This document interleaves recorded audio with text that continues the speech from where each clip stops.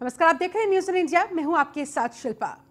खुद को सैनिटाइज करने के लिए अगर आप सैनिटाइज टनल का प्रयोग कर रहे हैं तो सावधान हो जाइए, क्योंकि सैनिटाइज टनल आपको संक्रमण मुक्त नहीं बल्कि और अधिक बीमार बना सकता है। जी हाँ, ये सच है, क्योंकि जांच में सामने आया है कि सैनिटाइज टनल का प्रयोग स्वास्थ्य के लिए हानिकारक है। देखिए हमारे एसोसिएट एडिटर ब्रजेश श्रीवास्तव की ये एक्सक्लूसिव रिपोर्ट।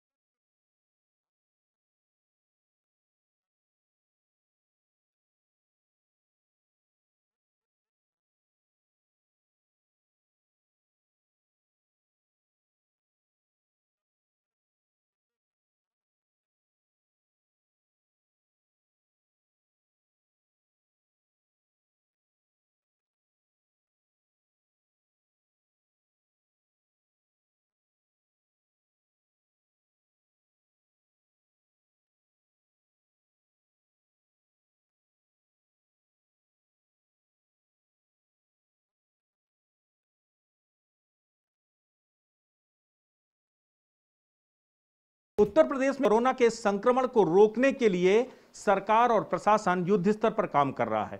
बात अगर गाजियाबाद की करें तो अब तक कोरोना संक्रमित मरीजों की तादाद 30 पहुंच गई है। गनीमत यह है कि यहां पर संक्रमण का दायरा धीमे धीमे सिंक्रोनाइज्ड हो रहा है। इस वक्त क्या हालात हैं, बात करने के लिए हमारे साथ सीएमओ एनके गुप्ता साहब हैं। सर, क्या इस वक्त हालात हैं गाजियाबाद की अगर बात करें? देखिए, गाजियाबाद में अभी तक का 30 कोरोना पॉजिटिव हैं, लेकिन सभी जो हैं हमारे साथ ठीक भी हो चुके हैं। आज के दिन 27 हैं और 23 है संख्या, और वो हमारे यहाँ करीब 18 हमारे यहाँ हैं और बाकी दिल्ली के अन्य विभिन्न अस्पतालों में हैं, और सभी स्वस्थ हैं और किसी को कोई इस तरह का नहीं है कि कोई कॉम्प्लिकेशन हो। और हमारी जो है, हम लोगों की जो है कंटेनमेंट, क्लस्टर कंटेनमेंट, और उसके बाद जो है हम अपना सर्विलेंस कार्यक्रम चल रहा है। एक्टिविटी हमारी पूरी ज़ोर शोर से हैं। हमारी कोशिश है कि ये जो कोरोना जो वायरस का जो है स्प्रेड कम्युनिटी में किसी भी हालत में ना जा पाए। सर, 14 हॉट स्पॉट्स आप लोगों ने चिन्हित किए थे, वहाँ पर स्थिति क्या है? क्योंकि समय समय पर उनको रिव्यू करना है, उनको या तो एक्सटेंड किया जाएगा या वहाँ से रिमूव किया जाएगा। फिलहाल आपके अगर इन हॉट स्पॉट्स की बात करें तो स्थिति क्या नज़र आती है? ये जो हॉट स्पॉट्स जहाँ पर हमारे पेशेंट्स निकले हैं कोरोना पॉजिटिव, वो हमने हॉट स्पॉट्स बनाए हैं। उसमें हमारा जो पूरा क्षेत्र है लगभग, जिसमें सिंगल केस निकला है वहाँ 1 किलोमीटर, और जो क्लस्टर है उसमें 3 किलोमीटर, और उसके 2 किलोमीटर एक्स्ट्रा हमने बफर जोन की तरह हम उसको एक्टिविटी कराते हैं। और इसमें जो है हम लोगों का डेली उसमें एरिया में डिसइंफेक्शन एक्टिविटी चलती है। सर्विलेंस हाउस टू हाउस हमारी 500 टीमें बनी हुई हैं जो विभिन्न विभिन्न क्षेत्रों में जाकर अपना सर्वे करती हैं, और एक सर्वे टीम में 2 से 3 मेंबर्स हैं, और वो लगभग 50 घर डेली वो सर्वे करती हैं, और उसमें जो इससे संबंधित कोरोना से सस्पेक्टेड केसेस हैं उनको ये फॉलोअप करते हैं, और वहाँ पर अगर उनका टेस्टिंग भी हम लोग कराते हैं। सर, टेस्टिंग एक बड़ा इशू है। गाजियाबाद की अगर बात करें तो बहुत सारी टेस्टिंग रिपोर्ट्स अभी पेंडिंग हैं। क्या प्रॉब्लम क्या आ रही है रिपोर्ट्स को लेकर के?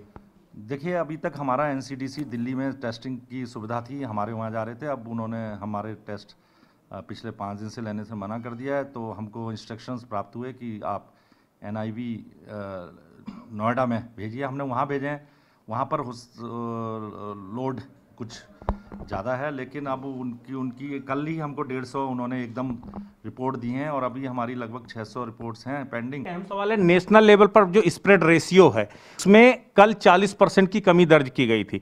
गाजियाबाद में स्प्रेड रेशियो क्या नजर आता है? क्या कुछ कमी देखने को मिल रही है? देखिए, स्प्रेड रेशियो हमारे यहाँ जो कम्युनिटी में तो 0 है। अब जो भी हुआ है, हमारे यहाँ 2-3 ग्रुप्स हैं, जैसे उसी के थ्रू ये आया है। या तो हमारा सीज फायर से है, या जमात से आया है, या ट्रैवलर्स जो फॉरेन कंट्री के। सर, एक अहम सवाल, इस समय सैनिटाइज टनल का प्रयोग तेजी के साथ बढ़ा है। सैनिटाइज टनल कितनी सुरक्षित है ह्यूमन बॉडी में? देखिए, सैनिटाइज टनल हमारे यहाँ भी एक NGO ने हमारे यहाँ भी बना के खड़ी की है।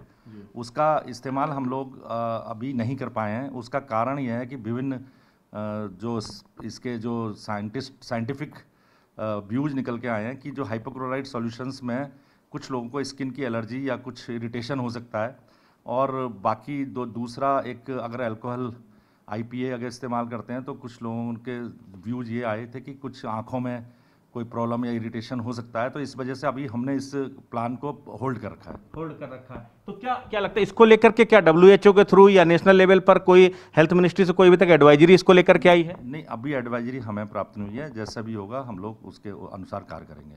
Thank you so much. तो बिल्कुल निश्चित तौर पर गाजियाबाद में गनीमत है कि कम्युनिटी स्प्रेड 0 के लेवल में है, और सबसे बड़ी बात यह है कि लगातार जो पेशेंट्स हैं वो ठीक होकर के घरों में वापस लौट रहे हैं। ये सबसे अच्छी बात फिलहाल गाजियाबाद में नजर आ रही है। और जहां तक रही बात सैनिटाइज टनल के प्रयोग को लेकर के, तो फिलहाल अभी इसके कुछ सेटबैक भी सामने आ रहे हैं। जो केमिकल्स का इस्तेमाल ह्यूमन बॉडी पर हो रहा है उसके कुछ रिएक्शन सामने आ रहे हैं। कोरोना का संक्रमण तेजी के साथ बढ़ रहा है, और इसी के साथ खतरे भी लगातार बढ़ते जा रहे हैं। और उसी खतरों को कम करने के लिए संक्रमण किस तरीके से कम हो, नए नए प्रयोग किए जा रहे हैं। उसी में से एक प्रयोग है सैनिटाइज टनल का। लेकिन सबसे बड़ी बात यह है कि इस वक्त सैनिटाइज टनल 2 तरीके से इस्तेमाल की जा रही है। एक, लोगों को सैनिटाइज टनल से निकाल करके फुली सैनिटाइज किया जा रहा है, और दूसरा गाड़ियों को सैनिटाइज किया जा रहा है। लेकिन सबसे बड़ी बात यह है कि इस वक्त जिस तरह के स्थितियां बनी, जिस तरीके से मेडिकल इनपुट्स आए, उसके मुताबिक सैनिटाइज टनल ह्यूमन बॉडी को इफेक्ट कर रही है, और उसमें जिस तरह के केमिकल्स का इस्तेमाल होता है वो मानव शरीर को नुकसान पहुंचा सकती है। लेकिन इस वक्त संक्रमण को कम करना एक बड़ी चुनौती है। यही वजह है कि गाजियाबाद की NDRF की जो CBRN यूनिट है उसने अपनी गाड़ियों को सैनिटाइज करने के लिए इस तरह की सैनिटाइज टनल लगाई है। और इस सैनिटाइज टनल में, जैसे वो सैनिटाइज टनल में कोई गाड़ी आती है तो ऑटो सेंसर ऑन होता है, और ऑटो सेंसर ऑन होने के बाद ही तुरंत ये एक्टिवेट हो जाती है। आप देखिए इसको, जैसे ये सामने NDRF की गाड़ी जैसे ही ये आ रही है, ये NDRF की गाड़ी जैसे अंदर प्रवेश करेगी, ये सैनिटाइज टनल सीधे तौर पर ऑन हो जाएगी। और उसके बाद देखिए ये जैसे टनल में प्रवेश करती है गाड़ी, ये देखिए पूरी तरीके से ये सैनिटाइज करती है, और यहाँ से प्रॉपर सैनिटाइज होगी गाड़ी, और उसके बाद ये यहाँ से निकल जाएगी। अब इसी तरीके से ये पूरी प्रक्रिया होती है ताकि गाड़ियाँ पूरी तरह सैनिटाइज होके जाएं। सबसे बड़ी बात यह है कि लोग इस संक्रमण के दौर में खुद को इन्फेक्शन से बचाने की पूरी कवायद करते हैं, हैंड वॉश करते हैं, मास्क का प्रयोग करते हैं, ग्लव्स का प्रयोग करते हैं। लेकिन एक खास बात यह है कि ये भूल जाते हैं इसमें कि जिन गाड़ियों के जरिए वो चल रहे हैं, या जो गाड़ियां उन संक्रमित इलाकों में जा रही हैं, या संक्रमित व्यक्ति उन्हें छू रहा है, उससे भी संक्रमण का खतरा बढ़ सकता है। ऐसे में उन गाड़ियों को भी संक्रमण से बचाना एक बड़ी चुनौती है। तो उसको लेकर के NDRF ने यहाँ पर पूरी तरीके से ये कोशिश की है कि जो भी गाड़ियाँ आएँ वो बाकायदा संक्रमित जो है संक्रमण से मुक्त हो, और उसी के लिए पूरी टनल बनाई गई है। अब आपको दिखाते हैं। देखिए गाड़ियां जब यहां से निकलती तो गाड़ियां तो सैनिटाइज होती हैं, लेकिन इसके साथ ही ये पूरे NDRF का स्टाफ भी यहां पर रहता है। इस वक्त ये जो पूरा स्टाफ है, जो लोग आएंगे वो बाकायदा हैंड वॉश कर सकें, इसके लिए देखिए ताकि हाथ ना लगाना पड़े, ये बाकायदा ये सिस्टम है। जैसे आप पैर से पुश करेंगे आपको यहाँ पानी मिलेगा, आप यहाँ पर जैसे ही देखिए यहाँ पर आप जैसे पुश करेंगे वैसे आपको ये हैंड वॉश आपको मिलेगा, यानी कि आप हैंड वॉश यहाँ से कर सकते हैं सीधे, आपको हाथ लगाने की ज़रूरत नहीं है। उसके बाद आपने जैसे ये पैर से पुश किया, उसके बाद तुरंत जैसे पैर से पुश करते हैं, देखिए ये पैर से पुश कर रहे हैं और यहाँ पर आप प्रॉपर हैंड वॉश कर सकते हैं। यहाँ पर ये पूरा देखिए, यहाँ सैनिटाइजेशन के लिए बाकायदा जो है ये सैनिटाइज किट लेकर के भी यहाँ पर जवान मुस्तैद हैं। इसके साथ ही अगर देखा जाए, ये देखिए जो जवान आते हैं उनको किस तरीके से जो है यहाँ पर उनके बैग सैनिटाइज किए जाते हैं प्रॉपर वे में। एनडीआरएफ के जो जवान हैं वो खुद को किस तरह से सैनिटाइज करें, ये पूरी प्रक्रिया देखिए किस तरीके से, हाथ नहीं लगाना है और बगैर हाथ लगाए खुद को सैनिटाइज करना, ये जो है एक पूरा यहाँ पर ये लगाया गया है, इक्विपमेंट यहाँ पर लगा दिए गए हैं ताकि आप खुद को सैनिटाइज कर दें। और केवल हैंड वॉश करने से ही खतरा टल नहीं जाता, इसलिए जब जो एनडीआरएफ के जवान हैं जब अंदर यूनिट में प्रवेश करते हैं तो उसके बाद और भी कई वो होते हैं 20 सेकंड तक, चूंकि हाथ धुलने, तो देखिए 20 सेकंड तक बाकायदा प्रॉपर इस चीज़ के लिए अवेयर किया गया है। जब आप हैंड वॉश करेंगे तो कम से कम 20 सेकंड तक आप हैंड वॉश करेंगे, तब तक जो उनके बैग्स वगैरह थे वो भी सैनिटाइज हो चुके हैं, यानी कि जो पैदल जा रहे हैं उनके लिए ये प्रक्रिया अपनाई जाती है। और उसके बाद जो गाड़ियों से जाते हैं उनको गाड़ियों को सैनिटाइज किया जाता है। और उसके बाद ये जवान जब हैंड वॉश हो जाएगा तब ये आगे बढ़ेंगे कि इस वक्त फीवर तो नहीं है, टेम्परेचर तो नहीं है। ये देखिए बाकायदा ये टेम्परेचर चेक किया जाता है, टेम्परेचर इसका मतलब ठीक है, जब ये सुनिश्चित कर लिया जाता कि फीवर नहीं है उसके बाद सैनिटाइजर से हैंड वॉश के बाद अब जो है सैनिटाइजर से हैंड वॉश किया जाए। तो ये पूरी वो प्रक्रिया है जिसके जरिए यहाँ पर जवानों को संक्रमण से मुक्त रखने की ये पूरी कवायद की जाती है। तो इस तरीके से जवानों को संक्रमण से मुक्त किया जा रहा है, क्योंकि सबसे बड़ा खतरा उन जवानों को लेकर सबसे ज़्यादा है जो दिन रात मेहनत कर रहे हैं। जिस तरीके से अभी नौसेना के 21 जवान कोरोना संक्रमित पाए गए हैं, उसके बाद ये खतरा और तेजी के साथ बढ़ा है कि खास करके वो तमाम यूनिट्स जो इस समय कोरोना के संक्रमण से बचाने के लिए, लोगों को बचाने के लिए दिन रात काम कर रही हैं, वो खुद संक्रमित ना हो, इस पूरी कवायद को यहाँ पर कम करने की कोशिश की जा रही है। और इसीलिए ये सैनिटाइज टनल से लेकर वो तमाम प्रयास किए जा रहे हैं। लेकिन इस बीच में एक सवाल अभी भी बरकरार है कि क्या सैनिटाइज टनल का प्रयोग ह्यूमन बॉडी पर एक्सपेक्टेड है, सही है या नहीं, वो अभी भी जस का तस बरकरार है। और यही वजह है कि अब इंसानों में सैनिटाइज टनल का प्रयोग कम होता जा रहा है और गाड़ियों को सैनिटाइज करने के लिए उसका व्यापक प्रभाव या ये प्रयोग किया जा रहा है। यही वजह है कि हम लोगों ने अपने जवानों को सैनिटाइज करने के लिए दूसरी प्रक्रिया का पालन किया। देखिए किस तरह से जवान जब अंदर दाखिल होते हैं तो उन्हें प्रॉपर वे में सैनिटाइज किया जाता है, लेकिन वाहनों को सैनिटाइज करने के लिए टनल का प्रयोग किया जाता है। सैनिटाइज टनल से क्या नुकसान और क्या फायदे हो सकते हैं, हमने बात की एनडीआरएफ के कमांडेंट पीके श्रीवास्तव से। एनडीआरएफ की सीबीआरएन यूनिट ने अपने जवानों को संक्रमण से बचाने के लिए तमाम जरूरी कदम उठाए हैं। उसमें गाड़ियों को सैनिटाइज करने से लेकर के जवानों को भी पूरी तरीके से सैनिटाइज करने की प्रक्रिया को अपनाया जा रहा है। इस वक्त हमारे साथ 8वीं बटालियन के कमांडेंट पीके श्रीवास्तव साहब हैं। सर एक चीज़ ये बताइए, किस तरीके से जवानों की सुरक्षा एक बड़ी प्राथमिकता है, आप लोग खास करके सीबीआरएन यूनिट पर है, यानी बेहद महत्वपूर्ण इकाई है, आपदा के वक्त आप लोगों की सबसे बड़ी ज़रूरत है, तो जवान सुरक्षित रहें उसके लिए क्या कुछ किया जा रहा है?